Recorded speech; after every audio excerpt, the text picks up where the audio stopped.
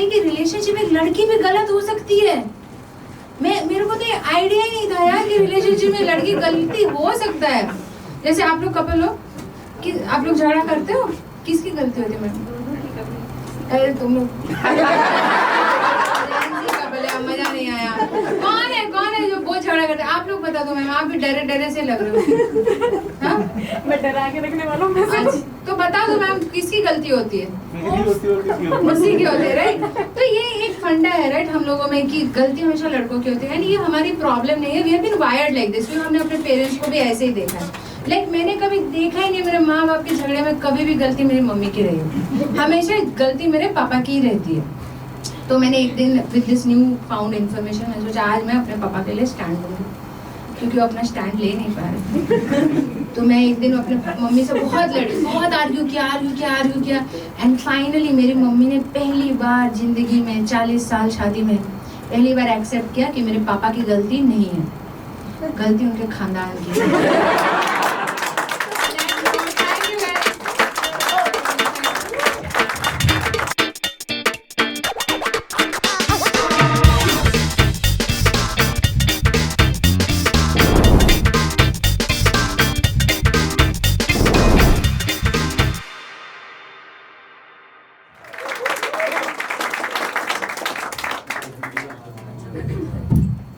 Hello पता नहीं how should I feel, वो गोटे का जोक कर रहे थे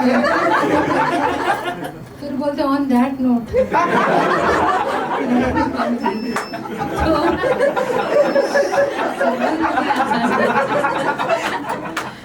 बट एनीवेज तुम लोगों ने लेटेंट देखा? कितने लोगों ने देखा है लेटेंट? वैसे वॉच तुम लोगों ने नहीं देखा तो बताने के लिए कुछ बचा भी नहीं। नहीं तो मैं रेफरेंस दे देती, कुछ नहीं दोस्तों से रेफरेंस ले लेना, नहीं तो मैं बता देती। तो just to give you a little bit of context, इधर सबको पता है राइट? तो आप लोग को कॉन्टेक्स्ट पीछे वालों को नहीं पता है। क्या कर रहे थे तुम लोग? क्या कर रहे थे कि तुमने लेटेंट नहीं देखा? बट एनीवेज जो जिन्होंने नहीं देखा आपको कॉन्टेक्स्ट दे दूं कि latent was like one of the biggest shows of the country until उन्होंने एक गलत डिसीजन लिया। उन्होंने एक ऐसे आदमी को बुलाया जो अक्सर अपने पॉडकास्ट में लोगों से पूछा करता था, अब भूतों में विश्वास करें?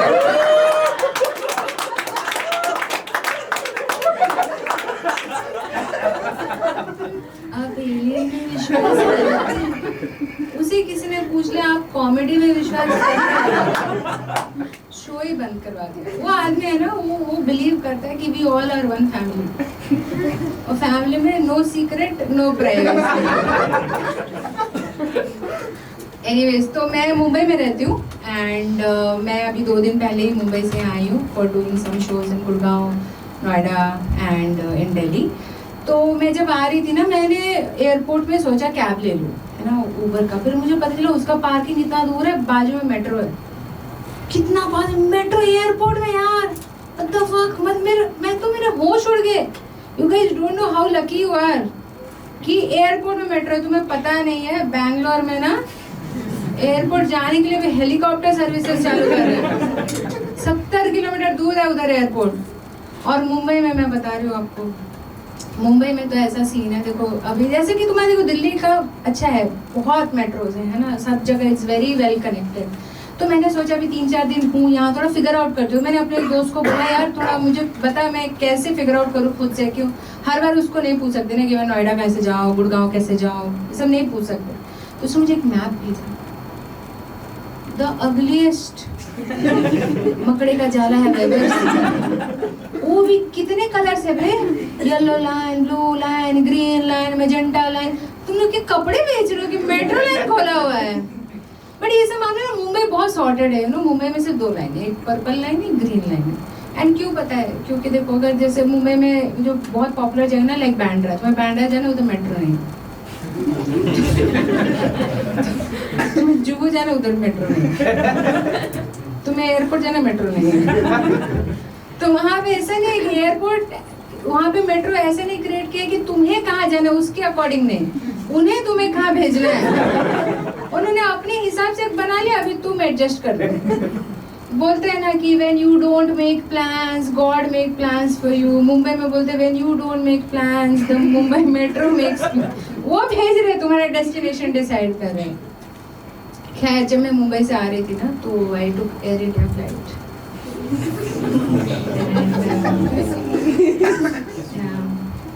क्या sorry? Yes yes yes. And but बच गई मैं. गजब किस्मत है यार. वैसे आप लोगों को पता है एयर इंडिया का टैगलाइन क्या है? पहले क्या था? पहले था विंडो ऑफ पॉसिबिलिटीज. अभी ये window of possibilities only if it is 11A. नहीं तो it is window of casualties. कोई एयर इंडिया वाले तो नहीं है यहाँ पे? नहीं है ना. एक मैडम लाल पहनी है, मेरे को डर लग रहा है. नहीं है ना. एक और उनका टैगलाइन था your palace in the sky. मतलब आसमान में आपको घर बना रहे. इलॉन मस्क मार्स में घर दिला रहे, ये लोग आसमान में घर दिला रहे हैं. तो मैं एयर इंडिया से आ रही थी और अभी आपको पता नहीं तो मुंबई में पिछले हफ्ते इतनी बारिश हुई है ना, इतनी बारिश हुई है कि like Mumbai is almost submerged in water and weather is like बहुत खराब. तो जैसे हमारा फ्लाइट टेक ऑफ किया ना तो पूरा हम लोग डोला रे डोला और साथ में हे राम एक कोरस में सब गा रहे, सबकी गांड फटी हुई है ना. लेकिन यार मतलब जैसे ही चढ़े ना हम लोगों ने, किसी ने एयर होस्टेस का वेट भी नहीं किया कि वो सेफ्टी इंस्ट्रक्शन बताएंगे. तो सिर्फ पहले सबने येलो जैकेट पहन लिया क्योंकि सबको पता है कि मुंबई में टेक ऑफ एंड लैंडिंग तो वाटर में ही होगा, कुछ पानी में ही है. लेकिन देखो मुंबई तो चलो एक हफ्ते से उसमें बारिश हो रही है. गुड़गांव यार चुल्लू भर पानी में डूब रहे हो यार. 2 घंटा बारिश में. मैं कल आई थी 2 घंटे फंसी थी मैं ट्रैफिक में. सर मुझे आपसे बहुत डर लग रहा. पुलिस एकदम स्ट्रिक्ट. प्लीज कुछ कट्टा वट्टा लेके आए सर. हम भी बिहार से हैं लेकिन आप उनकी वाइफ है. ऐसे ही रहते हैं कि आज कुछ गुस्सा उस्सा है क्या बता दीजिए सर.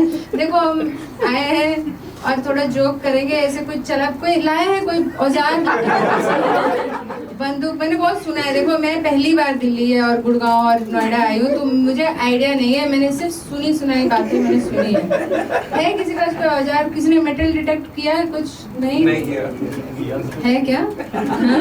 हंस रहे वो. सबके पास तो 100% है. छुपा लिया. तुम बचा लेना यार. एक गुड़गांव पे जोक है वो खरा काफी गंदा सा है. मैं सोच करूँ नहीं करूँ, जान का सवाल है. करूँ ना. ठीक है अब ऑल इन जाएंगे. अभी मारे जाएंगे तो मारे जाएंगे. बट मैं वापस दे दूंगी. क्या वापस दूंगी?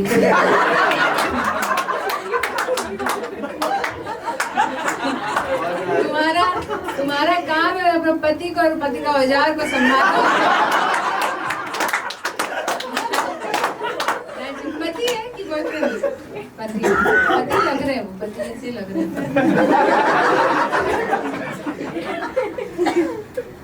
आप बाप भी है मतलब जल्दी मत बना देना. बच्चा डर जाएगा पैदा होते ही. मेरे साथ ना ऐसा इंसिडेंट हुआ. I am a mother. I have a 3-year-old kid. तो जब मैं ऑपरेशन थिएटर में थी ना तो जब हो गया बच्ची आ गई तो बहुत नींद आ रही थी. तो मुझे था कि मुझे बच्चा देखना है, मुझे नहीं सोना है. डॉक्टर ने बोला अभी सो जाओ फिर सोने को नहीं मिलेगा. तो फिर भी मैं देख रही थी तो वो डॉक्टर ने ना बच्चा के मेरे पति को दिया. उसने देखा लो वेरी नाइस तो वापस कर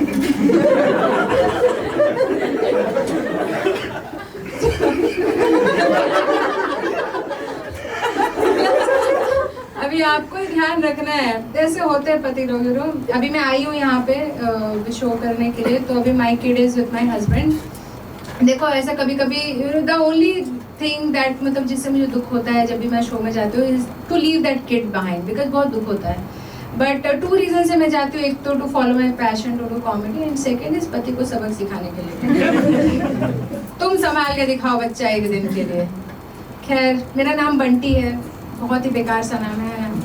अगर मेरे को पहले पता रहता ना मेरे मम्मी पापा ऐसा घटिया नाम रखने वाले तो मैं बोलती पेट में मार दे.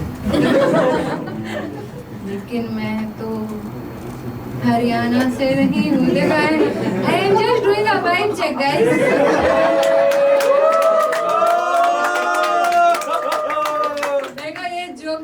बहुत चलता है, मैं तुम लोग अवेयरनेस फैला रही हूँ, अगर तुम्हें पता नहीं है, just spreading awareness, that's it.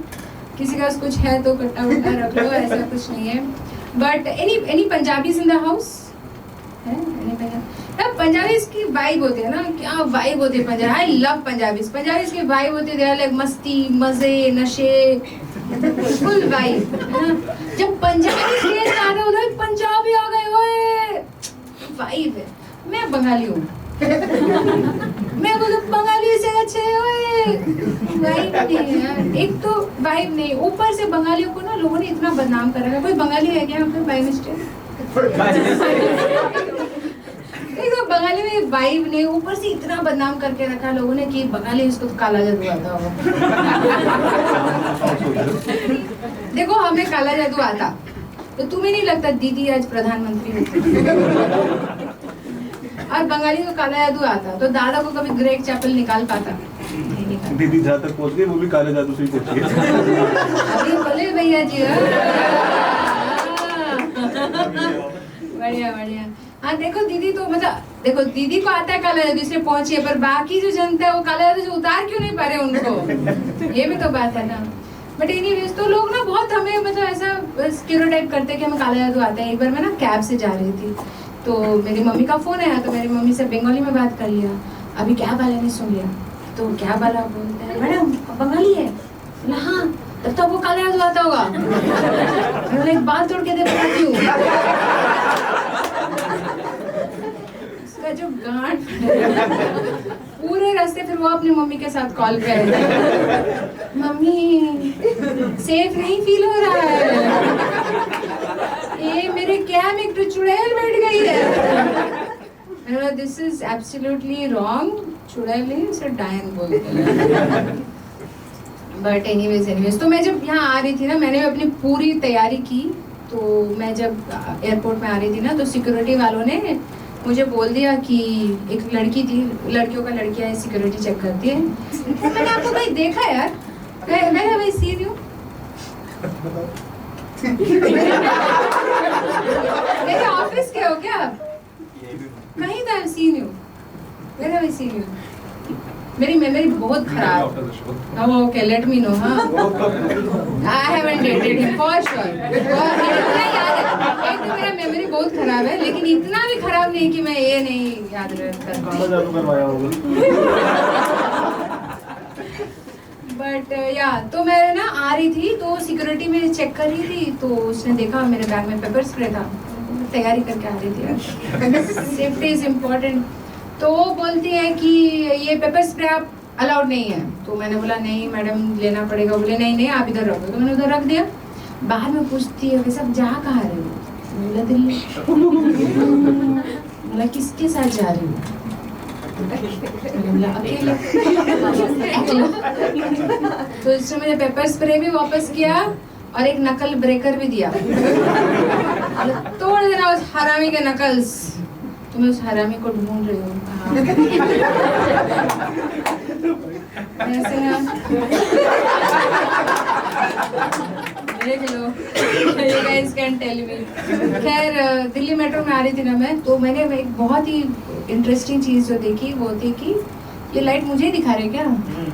ओह आंखें बड़ी खराब है मेरी। एक बार जला कि दो बार जला? एक ही बार जला, तो 2 मिनट है, ठीक है।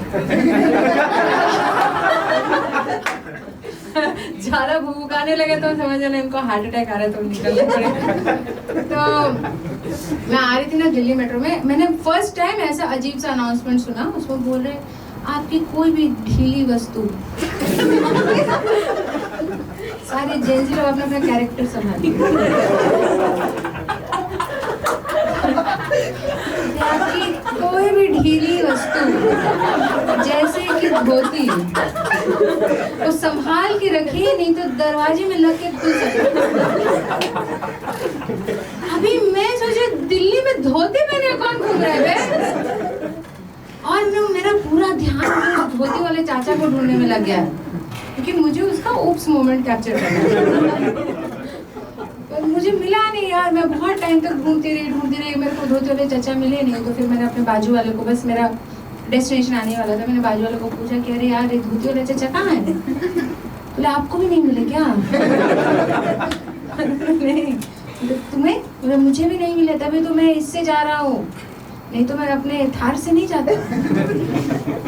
जिन्हें नहीं समझ में आया, धोती पहने चश्मा पहने जाते थे वो शान से, वो है धोती वाले चाचा। If you guys did not get it, समझ में आया? अभी भी नहीं समझ कोई बात नहीं। एक थे हमारे धोती वाले चाचा जो नोट में आते हैं। Thank God. After explaining it so much. But anyways, एक मिनट और है तो I'll do one last joke and then we'll go. So anybody has ever received any suggestion or advice that has changed your life? किसको मिला ऐसा मस्त वाला advice? क्या?